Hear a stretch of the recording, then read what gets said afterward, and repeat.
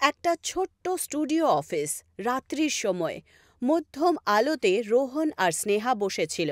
টেবিলে খোলা ছিল একটা ল্যাপটপ, যার স্ক্রিনে বাঙ্গালের জঙ্গলের ম্যাপ ছিল। দুজনে নিজের হরর ফিল্মের সেট নিয়ে কথা বলছিল। হাওয়াতে হালকা ঠান্ডাপন ছিল, আর আবহাওয়া একটু রহস্যময়ী ছিল। স্নেহা, এই দেখ, এই জায়গাটা শান্তি অনাথালয়, বাঙ্গালের জঙ্গলে, একদম পারফেক্ট। এটা তো কান্দাহার, মনে হচ্ছে যেন অনেক বছর ধরে বন্ধ রয়েছে। হ্যাঁ, 1930-এর পর থেকে ওখানে আর কেউ কোনোদিন যায়নি। এর থেকে ভালো ফিল্ম হররের সেট আর কোথাও পাবো নাকি? রোহন, তুই সবসময় এরকম ভয়ঙ্কর জায়গা কেন সিলেক্ট করিস? আরে, আমরা রোম্যান্টিক ফিল্ম কোথায় বানাচ্ছি, হরর ফিল্ম তৈরি করছি, তাহলে সেটটা তো ভয়ঙ্কর হতেই হবে, তাই না? এখানে যদি রোমান্টিক মুভিও শ্যুট করি, তাহলে ওটা হরর হয়ে যাবে। আমার তো মনে হয় ওখানে সত্যিই ভূত হবে।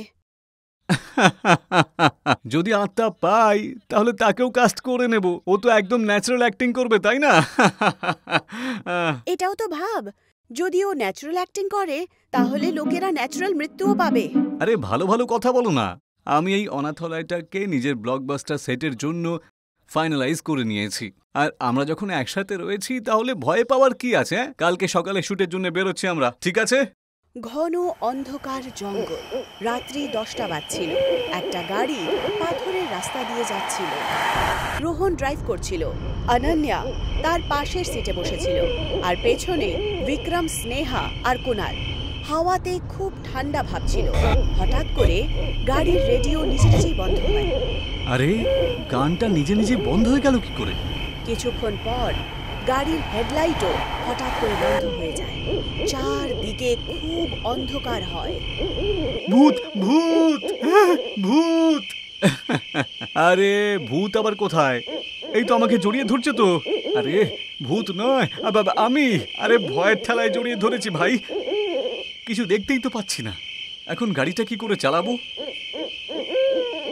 গুগল ম্যাপে তো শুধু 2 কিলোমিটার দেখাচ্ছে, পাশেই। স্লো গাড়ি চালিয়েই পৌঁছে যাব। রোহন আস্তে আস্তে গাড়ি চালাতে শুরু করে, কিন্তু কিছুক্ষণ পর গাড়ি খারাপ হয়ে যায় আর থেমে যায়। রোহন গাড়ি থেকে বেরোয় আর সেটা চেক করে। আবহাওয়ায় প্রচন্ড ভয় ছিল। কি হলো স্যার? গাড়ি থেমে গেল কেন? কি জানি, মনে হচ্ছে কিছু গন্ডগোল হয়েছে। একটু সময় তো লাগবেই।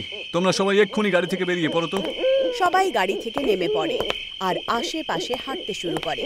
রোহন আর স্নেহা মিলেই গাড়ি ঠিক করার চেষ্টা করছিল। তার মধ্যেই বিক্রম আর কুনাল কথা বলতে বলতে জঙ্গলের ভেতরে একটু দূরে চলে যায়। আরে কুনাল, এই জঙ্গলের হাওয়া কিরকম টাটকা না? শহরের ধুলোবালিও নেই, কি সুন্দর, তাই না? হ্যাঁ, ফ্রেশ হাওয়া তো ঠিকই, কিন্তু ফোনে যে সিগন্যালের একটাও লাইন নেই। কেউ তো কলও করতে পারবে না আমাদের। আর এমনিতেই আমি তো ফোন থেকে বিরক্ত খুব। আরে, একটু শান্তি তো পাওয়া গেছে, নয়তো শহরে তো। তক্ষুনি হঠাৎ করে একটা আশ্চর্য রকম আওয়াজ আসে। বিক্রম কথা বলতে বলতে দাঁড়িয়ে পড়ে। এটা আবার কিরকম আওয়াজ ছিল?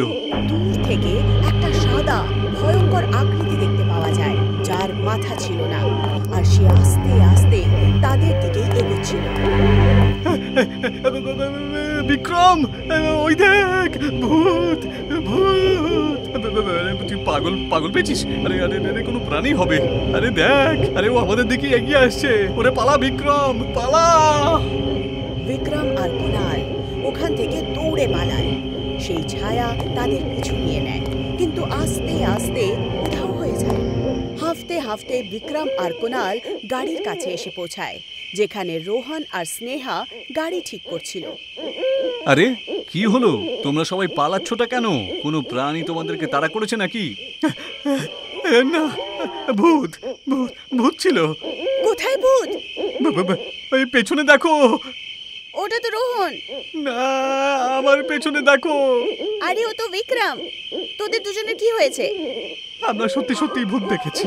ও আমাদের পিছু নিয়েছিল তো। হ্যাঁ, কুনাল ঠিকই বলছে। আমরা আমাদের প্রাণ বাঁচিয়ে পালিয়ে এসেছি। এইসব ভূত টুত কিচ্ছু হয় না, সব ভুল। কোনো জানোয়ার হবে হয়তো। আরে, যা ছিল ছিল, গাড়িতে বসো, এখান থেকে পালাই আমরা। গাড়ি এখনো পর্যন্ত ঠিকই তো হয়নি।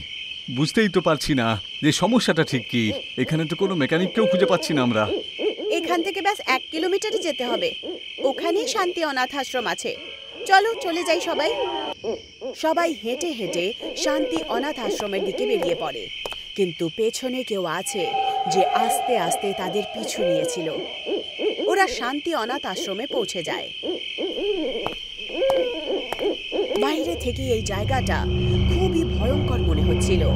ভাঙা চোরা দেয়াল, পুরনো জানালা, আর চারদিকে সব অন্ধকার।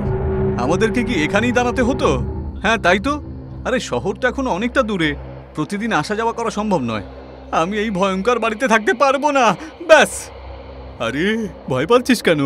আমরা সবাই তো একসাথে আছি।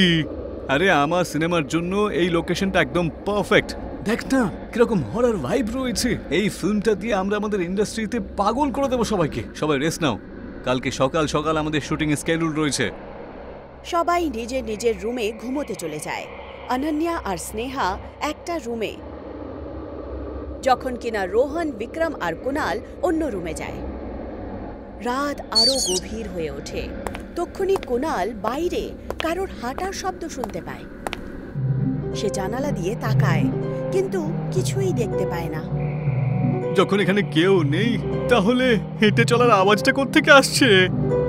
কুনাল দরজা খুলে বাইরে যায়, চারদিকে দেখে, কিন্তু কেউ ছিল না ওখানে। তা সত্ত্বেও হাঁটার আওয়াজ এখনো আসছিল। কে ওখানে? কে ওখানে? কুনাল যেই মাত্র পেছনে ঘুরে, সে সেই ভয়ঙ্কর আকৃতি দেখতে পায়, মাথা কাটা, যেটা জঙ্গলে দেখতে পেয়েছিল। বাঁচাও, বাঁচাও, ভূত, ভূত! কুনাল হাঁপাতে হাঁপাতে নিজের রুমে পালিয়ে যায়। তার চিৎকার শুনে রোহন আর বিক্রমও জেগে যায়। কি হয়েছে? আরে ভূত ভূত কেন চিৎকার করছিস?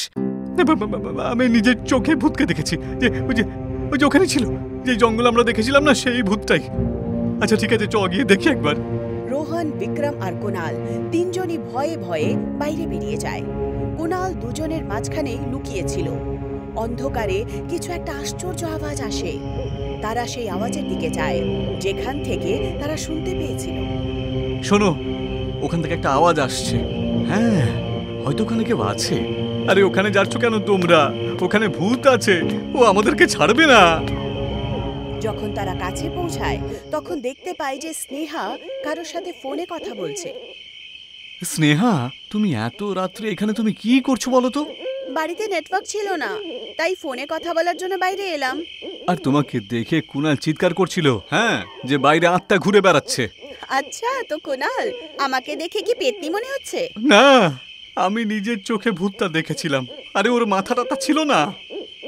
কেউ কুনালের কথায় বিশ্বাসই করছিল না, আর সবাই নিজের নিজের রুমে চলে যায় আর ঘুমিয়ে পড়ে। সকালবেলা সবাই ওঠে, তখন দেখতে পায় যে দেয়ালে কিছু পুরনো ফটো আছে। ফটোতে তো শরীর ছিল, কিন্তু কারোরই চেহারা দেখাই যাচ্ছিল না। দেখো, আমি রাত্রিবেলা একটা মুন্ডু ছাড়া ভূতকে অবশ্যই দেখেছি। আর এই ছবিটাতেও কিন্তু একটা বাচ্চা রয়েছে যার এখানে মুখটা নেই। ধুস, আরে হতেও তো পারে রাত্রে তুই এই ছবিটাই দেখেছিস হয়তো, আর ভূত দেখতে পেয়েছিস।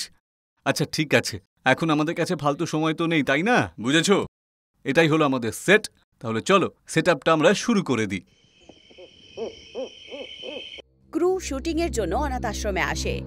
ভেতরে একটা স্যাঁতস্যাঁতে দুর্গন্ধ, দেয়ালে পুরনো ফটো লাগানো, আর বাচ্চাদের হাতের চিহ্ন ছিল। রোহন আর স্নেহা সেট আপ করছিল, বিক্রম ক্যামেরা অ্যাডজাস্ট করছিল, অনন্যা আর কুনাল স্ক্রিপ্ট পড়ছিল, আর মেকআপ আর্টিস্ট তাদের মেকআপ করছিল।